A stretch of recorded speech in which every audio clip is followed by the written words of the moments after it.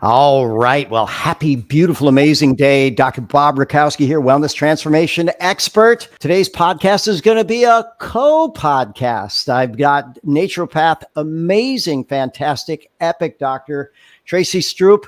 We met a year ago, and I've got to tell you, we speak the same language from the word go. She brings in a different set of beautiful energy than I have, and I love the synergy that we're creating. I think most of you know me, but now 33 years clinical practice, taught over 10,000 hours of seminars on 6 different continents, every range of patients from elite professional athletes to those sent home to die. And thankfully, many of those are alive decades later. And Dr. Tracy and I speak the same word, knowing that hope may be the most powerful thing, probably second only to love, right? But we're going to have a wonderful conversation around hope and love, and then the nitty gritty of why we're not doing so well and what we can do about it.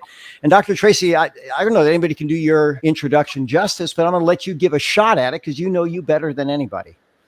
Well, thank you. And I'm so glad to be here and kind of co-hosting this with you. So my podcast is Eat, Pray, Faith with Tracy Stroup, ND.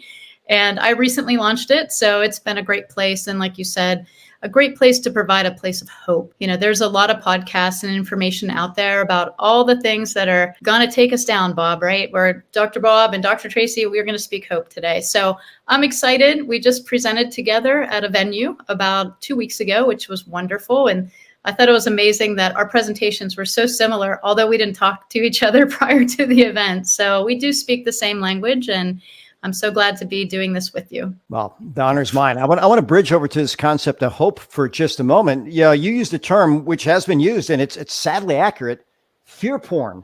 Yeah. So what are you seeing with that horrific concept? What's going on out there? What are you seeing? And then I'll add my 2 cents on that. Yeah, absolutely. Well, I think the best way to manipulate anybody is through pain or pleasure. And so if you can get people into a state of pain or fear, which is a form of pain, you will get their attention for sure. And over the last 3.5 years, I always said the spirit of fear was the same on both sides. This whole pandemic that came around, people were scared of the virus, people were scared of the vaccine, people were scared on both sides. It's the same spirit of fear. What I tried to step in to do was, just speak a voice of power, as what God gives us. We have a spirit of power. And I think what has happened is we've had some really astounding influencers that are beautiful. And I'm so glad that they were a voice of truth. But then all of a sudden, they just carried it on. And not all of them, but some of them just kept going with this fear mongering of every single thing you had to look at and research. And there was just no grace in it. And there was certainly no solutions offered. And if it was a solution, it was a one-off solution. It was a very specific solution, and it worked for everybody and everything. I mean, one of the things that I heard a lot about was intermittent fasting, right? Everyone should do that had long haul COVID or was injured should do intermittent fasting. And I think intermittent fasting is great, but for the right person at the right time. So I think what you and I had done was put a solution set in place where we were like, hey, let's start with foundations. Let's start with a mindset change, because if you're living in fear, you absolutely cannot get to healing. And then let's put in the right protocols, the products, the modalities, and we had a set system that brought people from fear into hope and health. And so that's what I saw. And there wasn't enough people speaking that language, saying, hold on a second. It's not this one thing it's going to get us. It was a lifetime of these habits that you had, lifestyle that you had. And this was the straw that broke the camel's back. But we have the ability to heal. And that's the miracle in itself. It's just the simple ability of healing is a miracle. And we have to embrace it. So that's what I saw. I want to share similar observations. I have a patient that became very, very wealthy as a salesman. And you won't like his answer, but it goes along with what we're talking about here. I said, so what made you so successful as a salesman? He said, look, nothing sells like fear. Yeah. If I could get him fear of missing out, fear of this, fear of that, then I had a much greater probability of the sale. When we start talking about hope, I had a guy stage 4 pancreatic cancer, sent home to die, critically ill, doing absolutely horrible. And I've got a video of him on my YouTube channel, put him on a 2-week protocol. And I asked him, 0, no change, 100, perfect, ideal. How much better are you? He says, 90%. I said, come on, how's that even possible? He says, Bob, I was so weak, I couldn't get out of bed. I couldn't control my bowels. Life was just purely miserable. I was welcoming death. He says, but oh my gosh, everything is so much better. My color's back. Everybody's noticing. I said, how wonderful. And he said, I asked him, do you have any advice for future patients? He says, yeah, don't lose hope. Right. And so, when you and I talk about solutions, the straw that broke the camel's back, whether we call it the stress bucket overflowing, however we want to look at it, look, we got to eat right, drink right, think right, move right, sleep right, poop right, talk right every day, and recognize we're mental, physical, emotional, spiritual, social, financial, impactful beings. So why would we focus on one thing and think we're ever going to have a complete life? Now, we will always have a starting point. But, and I often tell this story at my seminars, I used to think way back when in clinical practice, I'd ask myself the question, what is the one thing I can do that'll get this patient the biggest return on investment for their efforts? And then one of my mentors pointed out, Bob, aren't you asking what's the least you can do to get the most? Why don't you ask what's the most you can do? And that was a paradigm shift that paid big dividends in every area of my life. What's the most we can do? So let's pivot that right back to you. So when you're looking at people, how do you figure out what's the most you can do and maybe the best starting point? Yeah, well, I think it comes from, and I love that line when you said it at the event, that I wrote it down because I was like, you know what? That is what we're asking. We're asking what is the most that we can do for someone. I think the first thing is giving hope, listening, just being a sounding board for all the trials and tribulations that they've gone to, and then repositioning it. For me, I always try to reposition that my body's defective, I'm sick, it's breaking down, to hold on, your body never does anything wrong. It was designed to save your life. That's why you're still here. And praise God, you're still alive. All right, let's start from there.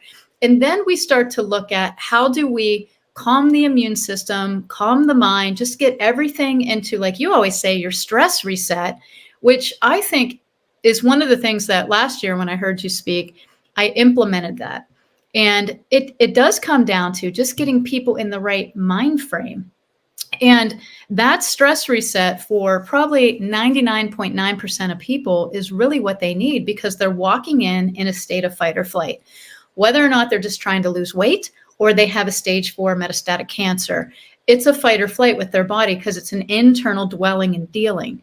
And so for me, I try to give a position of your body's doing everything right to save your life. Let's give it glory. Let's be like, go body, you're still here.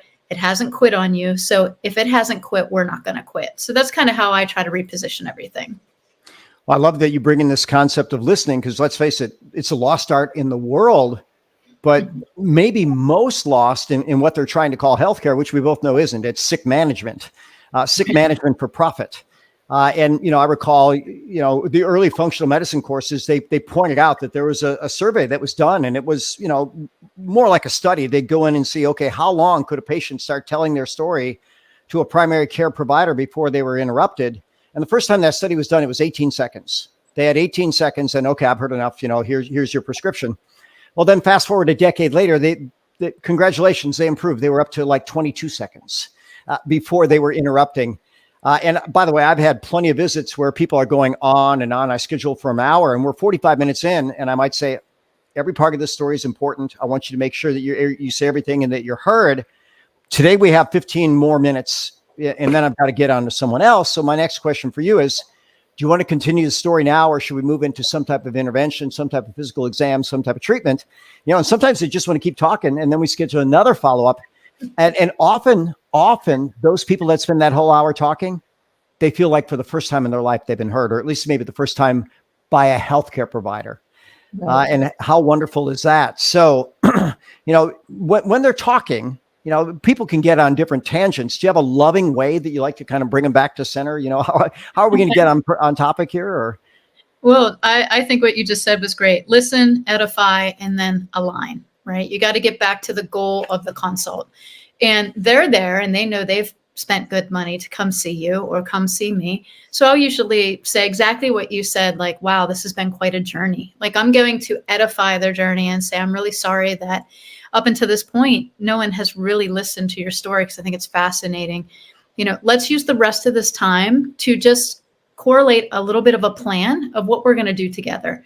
And walking out, it might be one supplement and a few nutrition changes. Like, hey, let's pull away some inflammatory foods. Let's add in this multivitamin. It might be super simple, but I will talk to them about what can they do, what will they do, and what can they afford to do. That's always in my first consult. So, what can you do? Well, a single mom of 4 kids, and maybe one of her children is on the spectrum, can do a lot of different things than a married woman who doesn't have any children and has endless financials, right? Yep. So that's a very different, what can you do? What will you do? Some people are not ready 100% to commit because you pick your hard, right? It's really hard to be sick, but it's really hard to get healthy. So I'll talk to them about what will you do? Will you cut out these things? Will you take a drastic right turn? Or are we still just, kind of going around the bend? What will you do? And then what can you afford to do? That's a big one because I will phase out my protocols depending on what financially people can afford. Now, I usually position it with your health is valuable. This is an investment. You would go get a loan for a car. Let's just think about where you're putting your money and your debt. But when it comes to your own personal health, people are unwilling to lay out the money because we've been indoctrinated to think that sick care policy is going to take care of us. But we know that it ensures nothing. And I don't know what benefit comes from it, but that's a whole different podcast. So when I talked about what will they do, I do set up health budgeting expectations. This is how much your next testing is going to cost. I'm looking at this phase protocol because I think this is the underlying issue. But first, we have to modulate the inflammation and get the immune system. And here's the products that I like to use to do that. So you're looking at X amount of money each time you come in. Is that okay?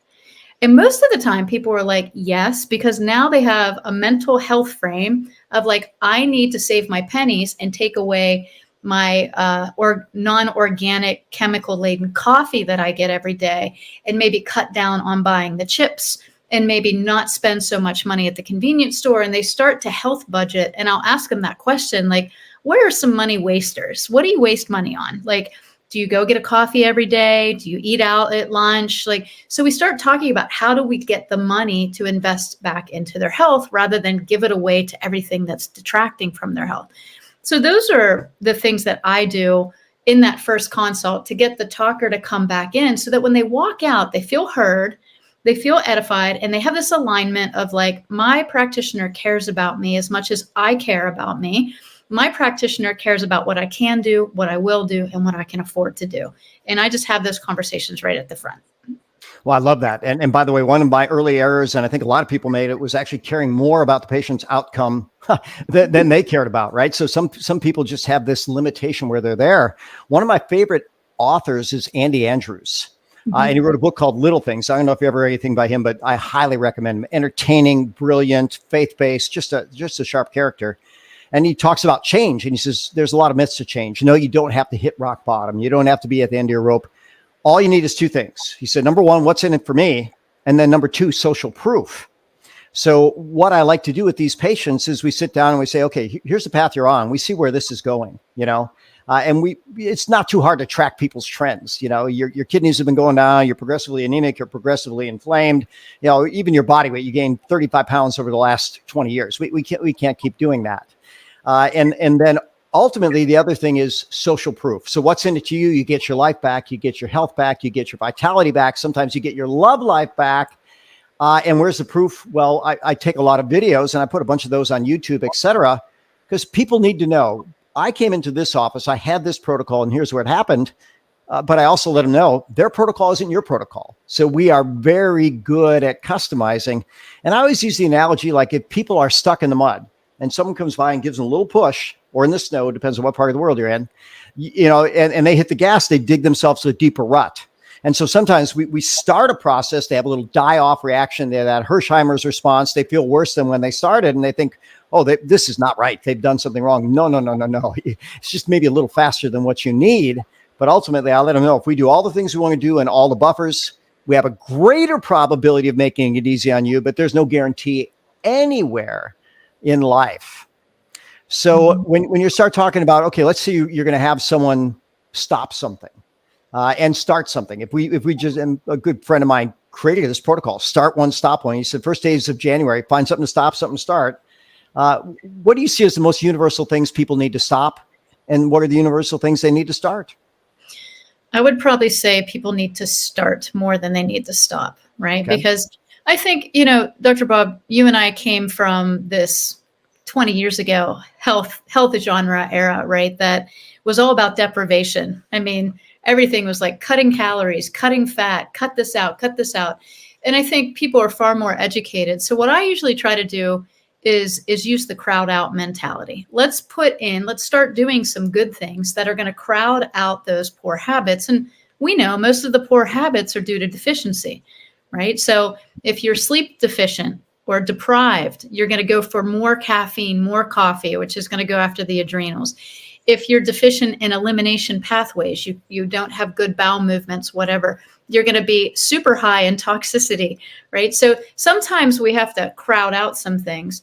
And most people need to start going to bed earlier. They need to start moving in some way every day. They need to start putting in more food product, more than just like, fast food. And that's not food. As Jamie always says, there's no such thing as junk food. It's either junk or food, right? Food is life-sustaining, reproducible on its own, can reproduce life in you. They need to start thinking better. They need to start praying more. They need to start, all of the things that we talk about when you say, eat right, think right, move right, sleep right, poop right, all of those things. They need to start doing those. And I usually tell people, if you do those, you won't need me. If you do that foundation, if you start doing them better, you need me less, because I am simply 10% of your success. I'm a path pointer, I'm a map layer, but 90% of the work is whether or not they start doing something which will cause them to stop doing something else. You get more sleep, you're not going to need a full pot of coffee, right? You start pooping, you're not going to have to do all those detox protocols. You start, exercising, you're going to stop wanting just to lay on the couch and feeling bad. And so I think it's more of a start mentality for me, because I came out of fitness. Everything was deprivation in fitness. I mean, we burnt up fat cells, we counted calories, like you weren't allowed to do anything in fitness. So when I got into natural health, I was like, you know what? I'm going to go with the abundance mentality. Let's put an abundance of goodness into our bodies and lives, and that will crowd out, because where there is light, there can be no darkness. So that's kind of my mentality. Well, and we speak the same language with that, right? Let the light shine bright and fuel it with all goodness. If I were to answer that same question, I had a profoundly wealthy, powerful, amazing, balanced patient years ago gift me a book called The Greatest Salesman in the World by Og Mandino. And he says, Bob, this will change your life. And I remember the scroll about love. And one of the lines was, and most of all, I will love myself, for when I do, I will zealously inspect all things that I allow to enter my mind, my heart, my soul, and my body. To this date, I don't know that I've read anything more powerful than that statement. So if I were to get people to start something, hey, look, we are all brothers and sisters. We're all from the same source. God made all of us, and God doesn't make junk. So honor that. And as you come to that realization, and you're here for some special purpose, and if you get quiet and can listen, maybe you find that purpose. I'd like them to, first of all, love themselves. And if I were to say stop something, how about the toxic input or the fear porn? Hey, don't even turn on that news and shut off anything on your computer or phone that's going to be notifications from any type of news service, because that's what they're selling. And so, we're on the same page with that. If they do zealously inspect everything, they're going to sleep. They're going to move. And that made me think of a book by Tom Rath called Eat, Move, Sleep. I don't know if you read that one, but pretty amazing. This was I think the grandson of the individual that started the Gallup polls. At age 15, he lost an eyeball to cancer.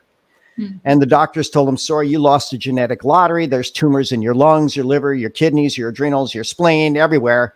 You won't see your 37th birthday. How they came up with 37, who knows? Well, Tom Rath is 45. He's Amazon's best-selling author. That first book, Eat, Move, Sleep, what he figured out was, when I eat, like you described, if it's life-giving food, he's okay. If he doesn't, his tumors grow, and he gets scanned every 6 months. Move the right amount for him. Now, keep in mind, when you're not in shape, hey, a walk across the street and back might be your starting point, not a marathon. And then finally, sleep. He budgets, and now we have sleep trackers. I'm wearing my Oura Ring right now. But he said he would budget 10 hours every single night to sleep, to get 8 hours of sleep. And now, 45, 46, 47, whatever it is these days, he's the picture of health. By the way, they told him, don't even think about getting married, having kids, because you give this horrible disease to your kids.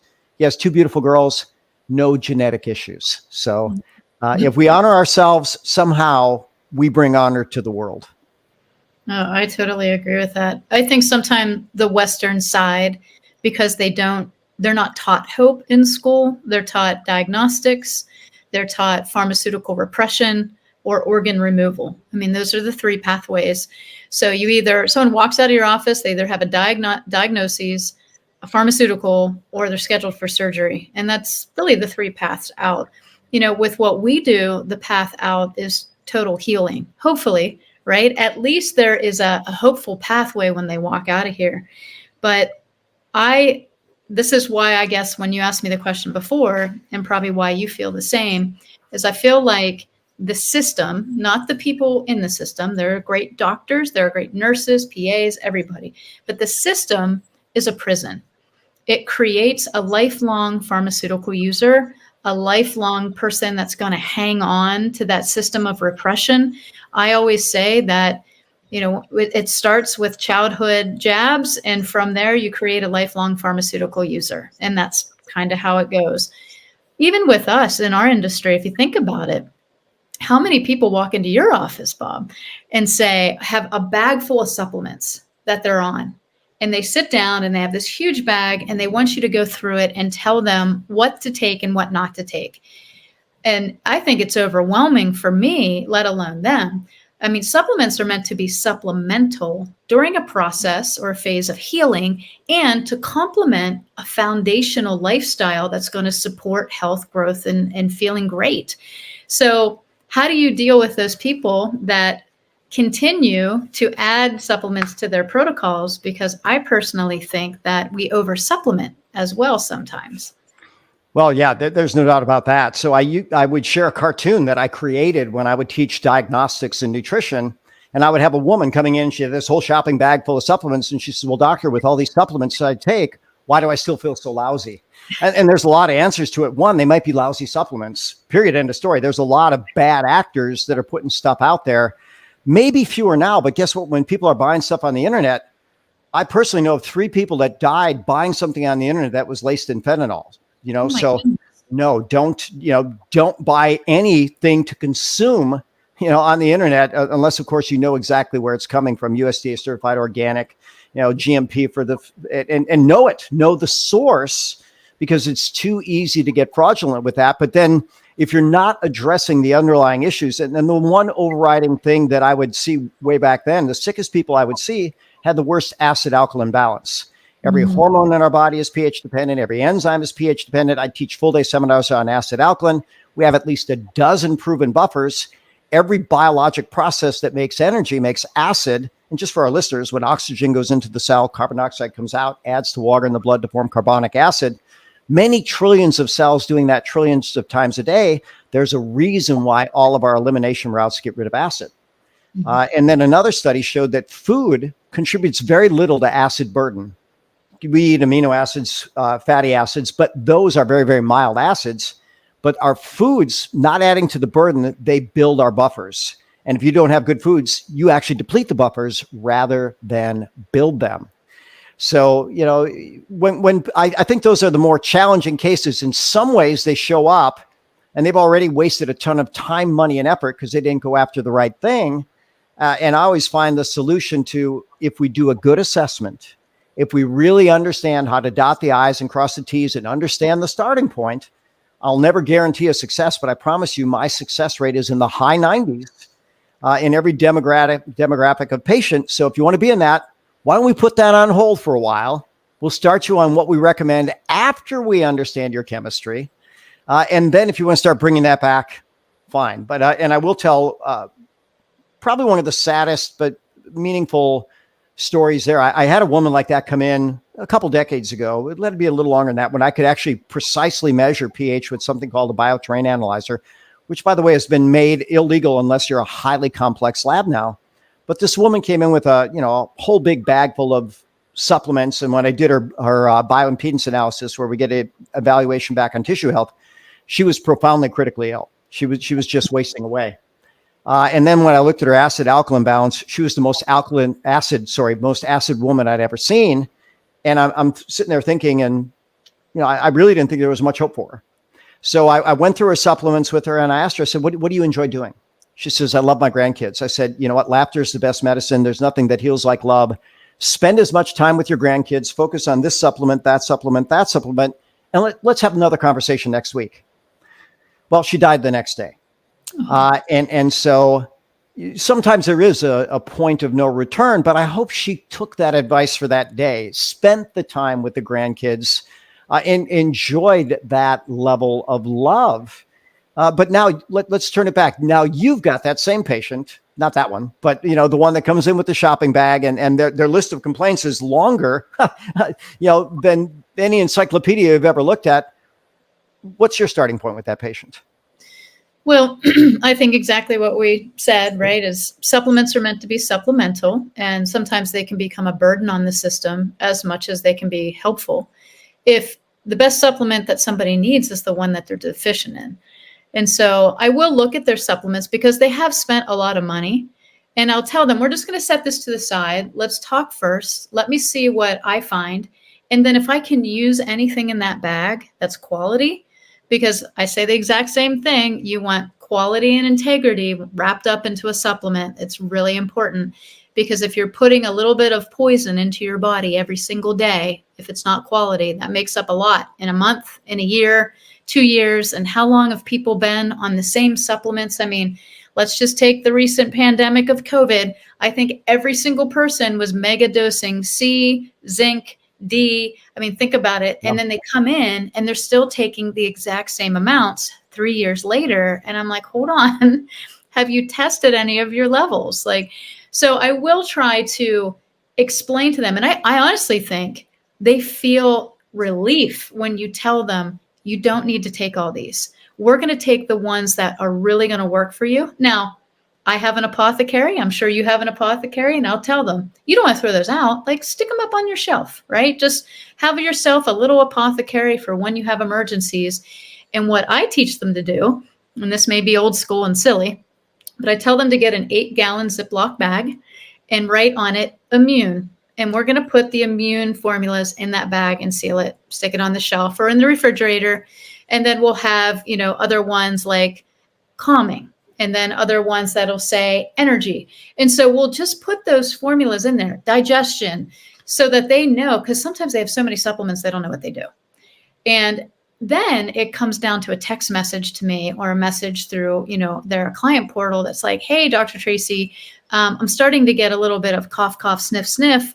I broke out my immune protocol supplement, and I'll even have them make little cards that have how to take it. So they just stick that in the Ziploc. And maybe that's old school, but it helps a lot of people because we can go look at our shelf and we know we need this and we need this. I'm going to support my adrenals and I need this. But when someone's at home and they don't feel well, they're just not thinking. And so if they can pull down the immune bag and pull out the card and it says, here's how you take it, and they take it like that, and then they put everything back in the bag, it's totally easy for them. And they'll say, I started the immune protocols or anything else I need. And I'll be like, nope, let's let something work. And that's how I usually finish that up with my bag lady. It walks in with all her supplements. I'm like, we're going to use just these and we're going to let it work. And let's see how far we can get just letting this work. Because I have to see what your body's potential is 30 days after taking this, 60 days. And this, yet we can add and subtract things. But the other thing is people are just jumping from supplement to supplement, like the next pill for my ill. It's no longer foundational and building, right, that house of health. They're just throwing stuff at the wall and hoping it sticks because one influencer says this and another influencer says that. And we are basically replicating what the medical system does. And all of a sudden, someone walks into your office on 7 to 14 medications. It's no better if they're walking into our office on 7 to 14 products. It's not, especially if they don't need it. So that's usually what I do. You went to that bridge of influencer, and I'll share. I was at a functional medicine conference maybe 25 years ago. And 4-day conference, usually sit in the same place. And the guy that was sitting next to me, all 4 days. So finally, I just looked at him. I said, what do you do? He says, well, I write newsletters. I said, what are you doing here? He says, well, I write health newsletters. I said, tell me about that. He says, well, we find a doctor that has the right look and the right credentials. And our goal is to come up with one blockbuster product every single quarter. So what we'll do is we'll find the doctor with the right look. Andrew Weil certainly has the right look, right? Or whoever it would be. They'll fly him somewhere in the Amazon jungle. And then they'll be next to an elder that, you'll never believe this guy's 137 years old, right? I'm exaggerating that, but look how fit, look how happy. And I found the answer. It was under this rock, and it's this little moss, and it's not available anywhere else in the world. And yes, you can get it now because of our diligence. I looked into it. I made sure it's awesome. Well, that was all a bunch of lies. They were finding something that they could market in a way that people would buy it. And so I recall being at a conference, a fitness conference years ago, and they said, where do you see this industry going? And I said, well, good places, but we got to deal with the bad first, because every scammer realizes this is now $1 trillion industry, and they're going to find ways that are not necessarily noble to sell rather than serve. And that's where you and I resonate beautifully, as we want to serve first. So little bridge on this, and I think I know your answer, and then we'll get a little more complicated. So we have 7 life areas: mental, physical, emotional, spiritual, social, financial, impactful. Which one of those do you think is the greatest starting point for most people? Well, the greatest starting point is probably faith, and then emotion, and then physical, right? So you have to have something to believe in. You have to have hope. That's where hope comes from, is from a level of faith. Your emotional state has to be balanced. I'm not saying that people won't get scared during disease or even frustrated, angry. I mean, emotions are normal. We just don't want them to dwell as the basis of what we're thinking or feeling every day. And then the physical, right? Which is very important, obviously.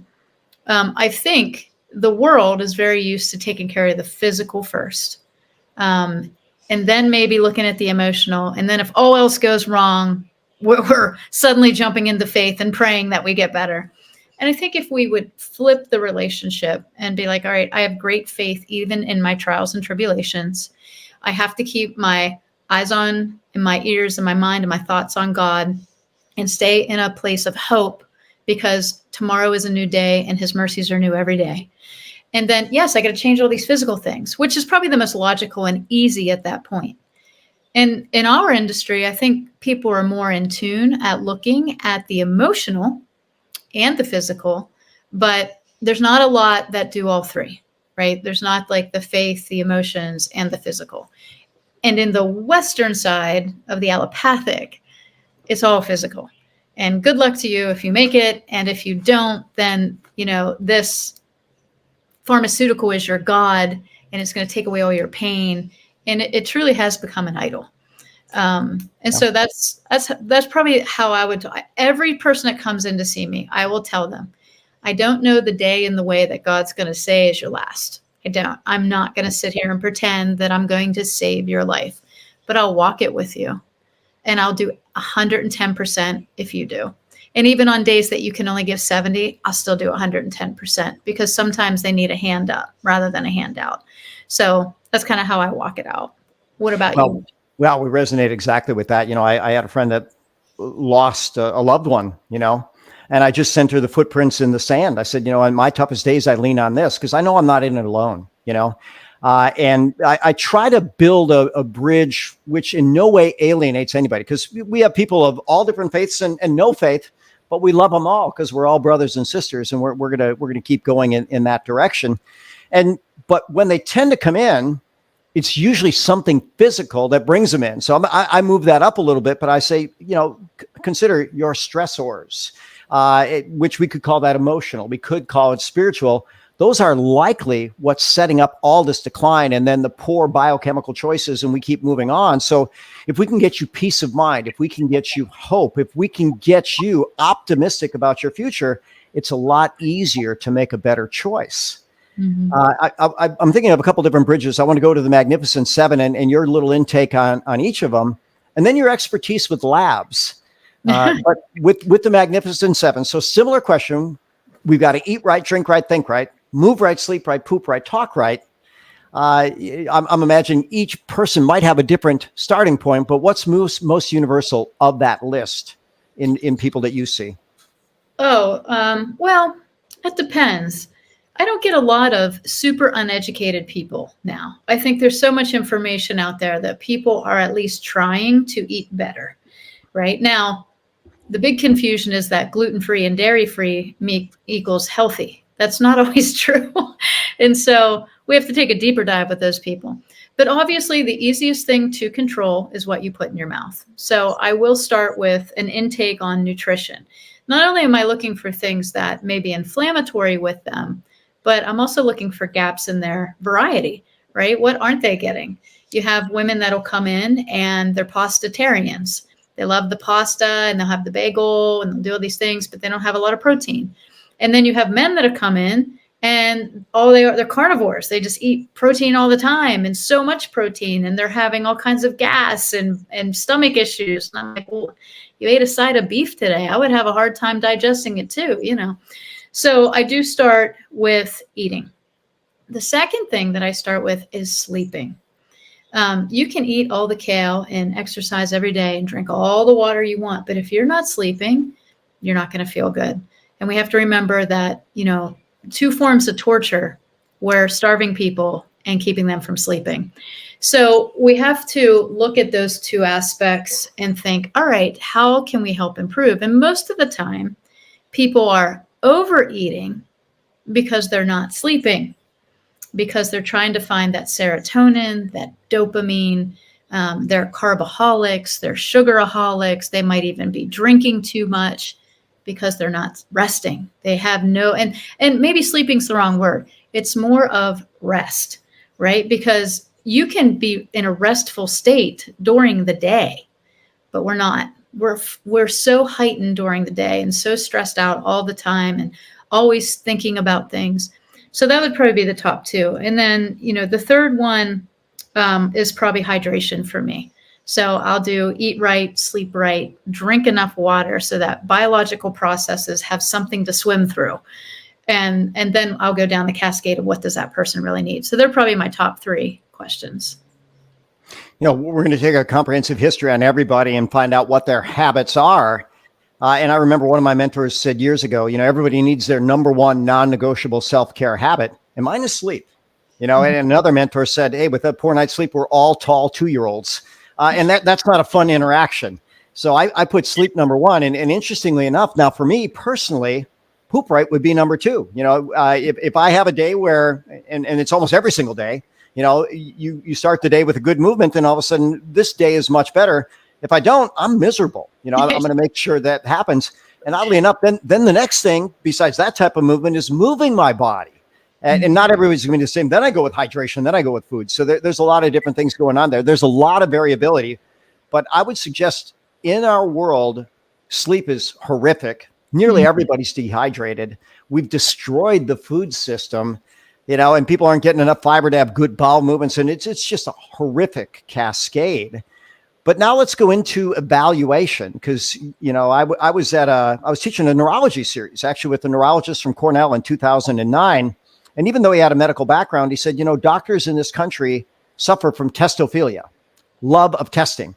He said there's no test they wouldn't run. By the way, maybe a month or two later, I was lecturing at a major nutrition conference, and a guy owned a lab, and he got up there and he was bragging that every patient I see has $25,000 worth of labs. Oh, my. And then I got up after him. I said, you know, I don't have a single patient.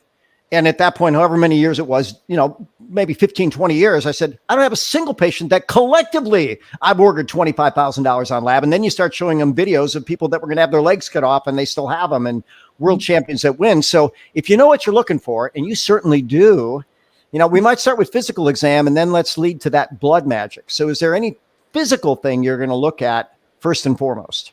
Oh, absolutely. Just like our doctors used to when we were kids. I look at their face, I look at their tongue, and I look at their nails. You know, the physical discernment of the body, what your body looks like and feels like, is actually good. You want to use those physical symptoms as a pathway of asking better questions. So, you know, I do face mapping. And I mean, eyebrows lost at the end of the eyebrows is thyroid, right? You can see adrenals at the corner of the eye. You can see constipation, what I call panda face, like from the nose down around the chin. You can see acne on the chin. That's going to be hormones. People would have redness at their cheeks or rosacea, obviously digestion. So the body's going to speak, right? Creases on your ears. That's going to tell me you have cardiovascular concerns that we need to take a look at. Could it be blood pressure? Could it be whatever that looks like? Diabetes, you'll have lines in front of your ears. So there's all kinds of things. You can see thyroid on the neck. And then I'll look at the nails. And what I do is called trifecta, right? So I'm going to look at a hint on the face. Do I see that hint on the tongue? And do I see it in the nails? And if I connect 2 or 3, I'm going to ask a better question. It's not diagnostic, but if I say, oh, well, I noticed that the moons on your nails are missing, and you have lines running on your neck. Any thyroid history or anything with you with thyroid, or have you gained weight, or, is your hair? And they're like, oh my gosh, blah, blah, blah, blah, blah.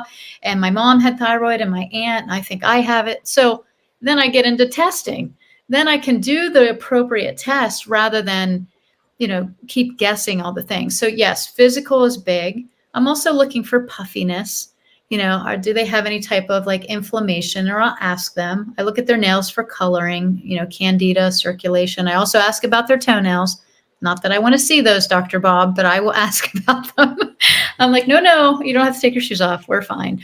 And I ask about pain, because a lot of people come in for one thing, X, Y, or Z, and then you try to put them on a movement plan. And they're like, oh, well, I have this back thing. I can't, So I do ask about pain. I ask about rashes anywhere that I can't see, skin irritations, anything like that. And also mouth sores. I think the mouth is a big part that we miss and we don't really look at. So that's why I look at the tongue. I ask about the health of the gums. I'll ask if their gums bleed. I'm making them do the big smile. I look at their gums and make sure there's no periodontal, because that direct correlation, we know how that correlates with the body. So those are all my physical assessments. Well, I love it, and so picture I'm a pretty structural guy. So I'm going to look at posture. I'm going to get height. I'm going to get weight. I'm going to get body composition through something easy called bioimpedance analysis. And, it's an easy bridge to, what would you consider your ideal weight, and then you start showing what their body comp is. And, do you understand the importance of hydration? We can show them that they're dehydrated. But then as I'm doing a physical exam, I want their posture to line up, which most people's posture is absolutely terrible. And then I'll even do a series of muscle testing. And now there's this term in the literature, which I can't believe it's just a year since I came across it, called myokines. And so we think of cytokines, cellular communication molecules. Myokines, there's now over 3,000 of them that have been identified. And we go back to Tufts University. They had a book called Biomarkers 2000 that came out in 2000. And they found out the greatest or most predictive marker of healthy aging was actually muscle mass. So you start looking at that, and, if they're not moving, they're going to put on muscle mass. If they're in a catabolic state because of stress, or because insulin isn't working, or because they're profoundly inflamed, or usually all of the above, or horrifically toxic, well, then their body comp is going to shift. And there's so many different things that we can look at that. So, I've worked with acupuncturists over the years. I've employed a few of them. And I remember the last time I interviewed an acupuncturist, I asked her, that one happened to be a female. I said, so what do you look at? And she went through what you just said, but she also says, by the way, I'm going to smell them. It's like, okay, that could be unpleasant sometimes, but I mean, if you actually get up to someone, you actually smell their breath, well, you're going to get a pretty big hint, and you get close to the body, you get a hint, and hopefully you don't get a hint, hopefully it's just like there's nothing going on there, but there's almost no limit to what we can look at from the outside. But then when we start going on the inside, we speak the same language with a complete blood count with differential and maybe a comprehensive metabolic panel. And you said something very, very powerful, even at sometimes getting strong hints about cancer just from that level of assessment, which for people watching, relatively inexpensive to find out how many red cells, white cells you have, how many platelets, what's the distribution of white cells, what's the size of the red cells, how much hemoglobin do they carry, and the comprehensive metabolic panel, Chem 14, they look at electrolytes, liver, kidney, things like that, and blood proteins. So of those, what markers are you seeing most off, and what direction does that lead your thinking? Yeah, so we do about the same thing. I do a baseline. I do CBC with differential, CMP. I do a full lipid panel and also serum iron. And I do that for everybody. Now, if I know someone's having thyroid issues or it's a male and he's coming to me for specific things, then I might run prostate. I might run, a few other things. With the CBC with differential, that is kind of like my foundational, because that's going to tell me about your immune system overall. Is it have enough to do what it can to overcome, right?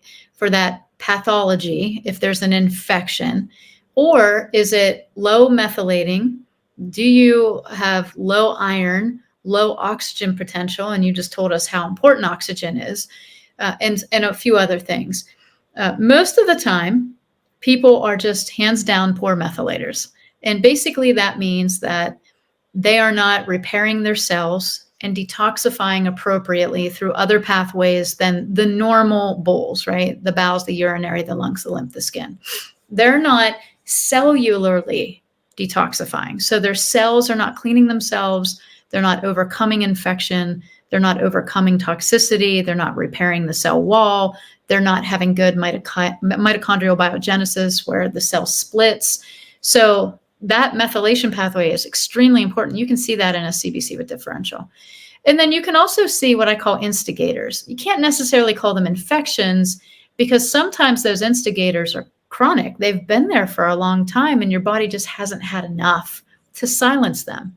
And that's what a methyl group does. It pops onto a bacteria or a virus and it tells it to shut up and stop interfering or our genes, by the way, right? Exactly. Yeah. And silence, absolutely. And that's what, when we get turbo cancer or any type of cancer, bad cells aren't dying and they're giving bad messages and there's no silencer.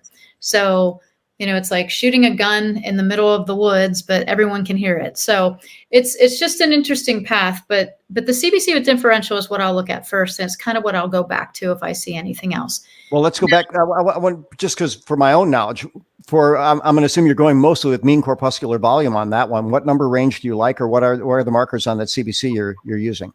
Yeah. So for men and women, it's a little bit different. I think men require a little bit more iron and oxygen due to their muscle mass. So there are levels that are not in the normal range. You and I don't deal in normal because normal looks different on everybody. Normal sick. I know. Yeah. Oh, that's a great way to put it. We deal in what's called functional ranges. And so functionally, we want to make sure that you have enough to actually be able to heal. And that's really important because I usually tell people, once we get that blood number into functional, then the physical will change. You can't change the physical when the blood is imbalanced, and not just pH. It's when you don't have enough vitamin D. I mean, here's a great one, right? The vitamin D levels on a test drastically need redone. And I think understanding the history of blood work, that it did come from sick people, that it was a compilation of like 1,000 people that had gone to the hospital or doctor and had blood drawn. It's not from these healthy people, it's from sick people. So our levels are probably a little bit too low in some areas and too high in other areas. And so you have this huge range. Now, having a blood serum level of 30 for vitamin D is what they deem as normal. But you and I know, even with the most recent study during COVID that said 50 or higher is really what you need to prevent viral infection. Why have we not changed the blood work? Why have we not gone back and said, hey, this needs revised to 50 for the average American? Because if we know that viral infection is offset by blood serum levels of 50 for vitamin D, let's change the number. But that hasn't happened yet, Dr. Bob. Why hasn't that happened? So ranges for people can be, here and there, but they have to be functional for me. And to go through every set, I mean, I can pull out my notes and we can go through all those, but that would take some time. Well, I want to take your course, right? You've got that course. Let's put in a plug for that. It's available. How do people get your blood interpretation course? Well, I have an academy. It's called the Academy of Abiding Wellness, and the functional blood work is on there. And there's 2 videos in each one. So I break down the CBC with differential, the CMP, the lipid panel, and the serum iron. One is a general breakdown for everybody to understand, including practitioners, and it's valuable. But the second video in the CBC is more practitioner focused. So people, whatever level they're on, can learn at a basic level or an advanced level to go through that blood work course. So we'll post the link if you guys want to see it. I did do a podcast on the CBC with Differential. I just went through it because I was like, let's just break this down for everybody. My goal, and I think your goal, is to help people prevent their own disease. There's not enough Dr. Bobs and Dr. Tracy's out there. I mean, you're brilliant. I love learning from you, talking to you. Your patients love you. The testimonials are incredible. Like, you have a gift, but there's only one of you, right? And so that's why you and I teach and do podcasts and talk to people about what they can do to empower themselves. And that's the best thing we can do, is teach people to prevent their own disease. So I teach blood work classes so that people can just go to LabCorp or go to Quest or wherever they want to go, get their own blood draws and sit down with the little number graph I give them and figure out what they need. And then if they can't figure it out, or it's something that they can't quite overcome, that's where you and I can come in and help strategize with them and be like, oh, you're almost there, but you need this, right? And that makes our jobs easier. It makes them feel empowered. And so that's my hope. I want people to fire me eventually. I want them to be like, thanks, it's been great. I've learned a lot. And now I'm going to go and be healthy and tell 5 friends about you. That's what we want. That's the best thing we can do. When I think about these blood panels, and, I've been to enough courses, I'm sure you have as well. There's too many people that take one item at a time and say, this number's off, do this number's off, do that, without understanding that there's a whole pattern and a whole individual, and there might be just this one spot that runs it. A couple comments on a few things. People may not know what methylation is. A methyl group is just a carbon with 3 hydrogens. It's a very abundant molecule in the body, or at least it should be. It's estimated that we methylate 1 billion times a second. Without it, we can't detoxify. We can't respond to hormones. We can't make brain chemistry. We can't mask our DNA. We can't repair our DNA. And when I started teaching about epigenetics and genetics, I tell people, look, every cell in your body has the ability to make every other cell at every other moment in time. I said, so my joke was, that people would get it, I'd say, I have the genetics, and you do too, to start growing a colon out of my chin right now. Now, why don't I do that? Because of methylation. We're silencing the things that we're looking for. And what they found very consistently across the board with cancer is aberrant methylation patterns. Things that should have been turned off weren't, and things that should have been turned on weren't. And now we have an absolute mess in what we're looking at. Then we go with vitamin D, and it's so interesting. One of the more clever articles I read about vitamin D years ago said, after 40, we will make less vitamin D with sunshine and our liver and kidneys, et cetera. So the comment was, maybe that's nature's way of thinning the herd, because it's life critical. Every cell type of the body has vitamin D receptors. It's proven now against well over a dozen cancers. It's an inverse related to autoimmunity. The vast majority of diabetics have low vitamin D. And by the way, when we start looking at how low they are, oh my gosh, you and I might have a slightly different range. Over time, I've come to say I like it between 100 and 120. And my lab upper limit is 100. And people say, wait a minute, I'm at 102. I must be poisoning myself. No. And then National Institutes of Health showed 25 years ago, they could raise animal levels to over 400 without toxic side effects. But they just arbitrarily picked 100. So how fascinating is that? So way back when I could look at blood under the microscope, and I studied on one of the best PhD hematologists on the planet, a guy named Philip Paul Huxter III, we would look at hypersegmented neutrophils as a clear indicator of methylation dysfunction. Of course, you can see big red cells, big white cells, et cetera. The size of the cell makes a difference too, but that's just the tip of the iceberg when it comes to methylation. Mm-hmm. No, it's good. I always say the life is in the blood. By the time it gets there, it's been there a long time. So, to get us out of the abyss, it might take a few months, because the body's going to turn over about every 90 days, every cell, every organ. And so, why guess when we can test, right? We can test. And I don't think we need $25,000 worth of testing, but having a baseline. And the other thing is, it's tangible. Men especially, and I'm not picking on the guys, but men especially like to see, they're competitive. So they bring in their blood work and their cholesterol's way up. And I explained to them, like, cholesterol's a good guy, but we don't want him hanging around. We want him to go where he needs to go, you know? So we do want to modulate cholesterol and triglycerides and all the things.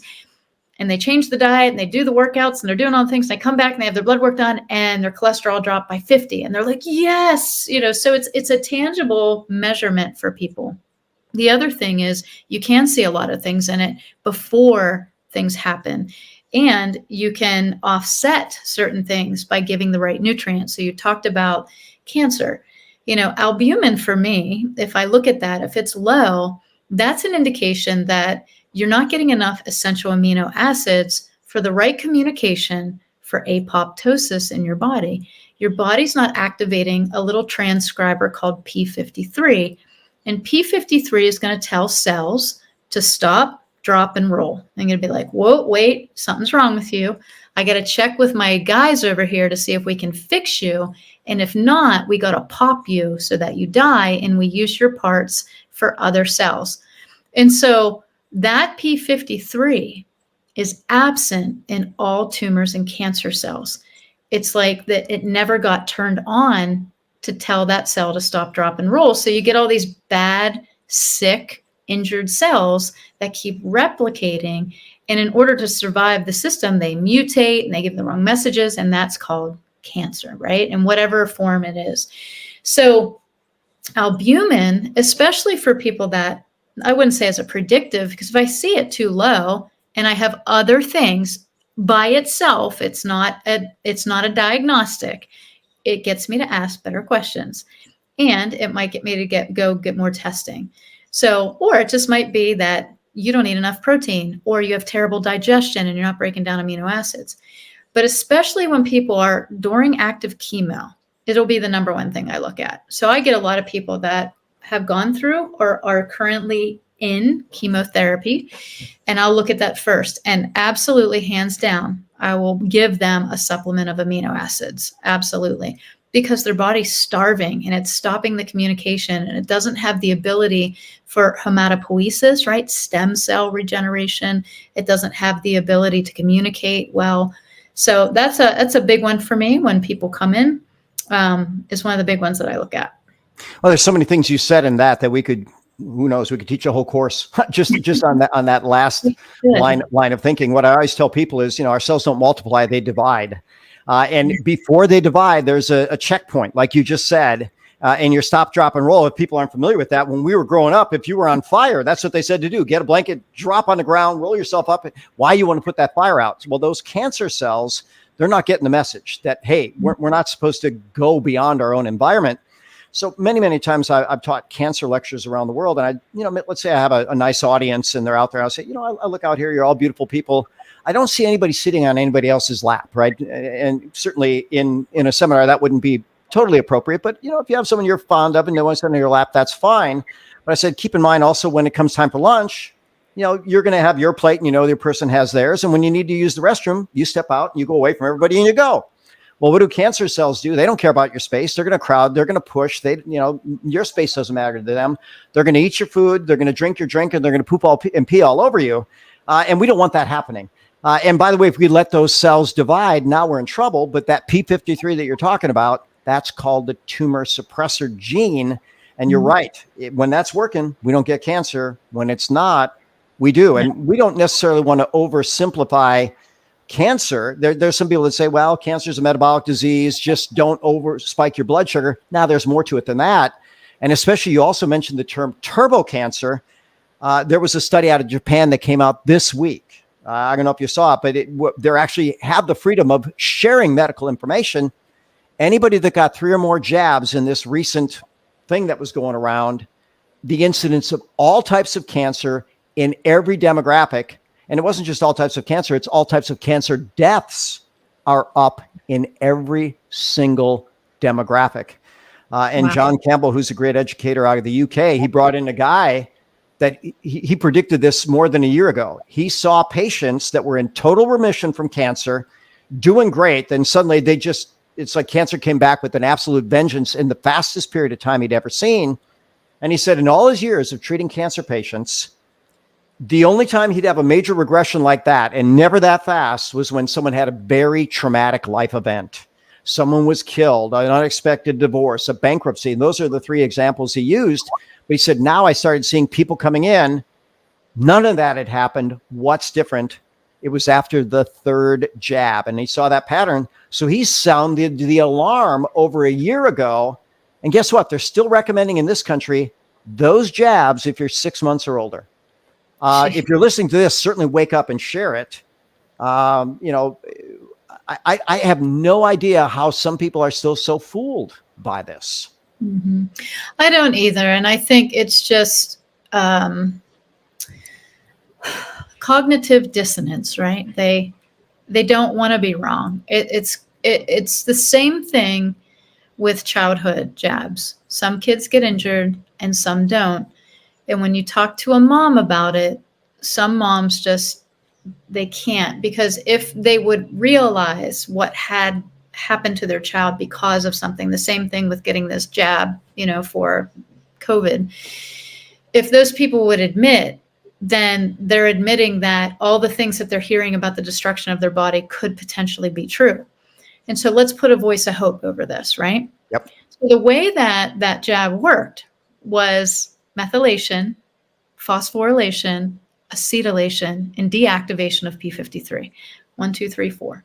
So if we talk about that in a voice of hope, would it be plausible to say DMG, dimethylglycine, for methylation, right? And then N-acetylcysteine for acetylation, and then perhaps SPMs for phosphorylation, and then activation of P53, we could maybe use CBD, turmeric. I mean, name your activator, right?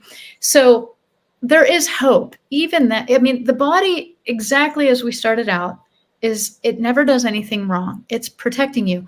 In order to stop the spread, it's going to downgrade and preserve. That's what it does. That's why in times of infection or pain, cells get rushed to an area and you get swollen. That's why people gain weight. It's because fat metabolically will slow down processes. And so I always tell people, you're not fat, you're inflamed. You got something else going on metabolically that your body's trying to slow something down. So it's going to pack the areas with fat just to metabolically preserve you from dying is what it's doing. It's like, it's a preservation. So if you have that jab and you're worried, I would absolutely say reach out to Dr. Bob or myself so that we can help you modulate that immune system default that's happening. It doesn't have to end the way everyone's speaking it. There is hope. So I guess that's what I would say is when we look at the process of what it did, and everyone's worried about the spike protein. Your body's going to take that out eventually. If you have enough methylation, phosphorylation, acetylation, and detoxification, it'll take it out. It will. It'll dumb it down like any other virus. I don't believe personally that that's a forever thing. Well, yeah, I'm going to agree with that. And now they're suggesting 1 in 4, maybe 1 in 5 people are going to suffer long jab. And then there was an article that came out also, not my favorite intervention, but nicotine patch. Nicotine would bind to that ACE2 receptor with 30 times the potency of the spike protein.